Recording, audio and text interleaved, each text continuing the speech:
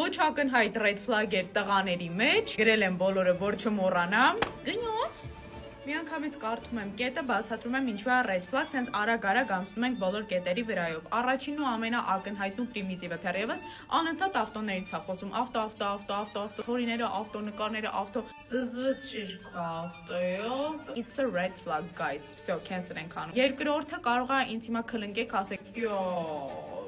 շատ ես տեսել, բայց դե հարաբերությունների ամենասկզբում ձեզ լիքը ու շատ շքեղ նվերներ են տալիս, սենց ահա որ շատ, 100 հատ վարդ, ամեն շաբաթ, ամեն օր, սենց շեղող մանյովր են այդ նվերները հիմնականում։ Երրորդը, երբ այդ մարդը ձեզ ասում է, ես քեզ չեմ արգելում, ես քեզ բացատրում եմ։ Ինչ նշանակում դու ինձ չես արգելում, դու ինձ բացատրում ես, ես անհասկ եմ, պիտի բացատրես, նոր հասկանամ ու ինչ որ մի բան չանեմ։ Դու ով եղար, որ ինձ բացատրես։ Ակնհայտ red flag-ը, հանկարծ չխաբնվեք։ Ամենակարևորներից մեկը, երեխեք, սա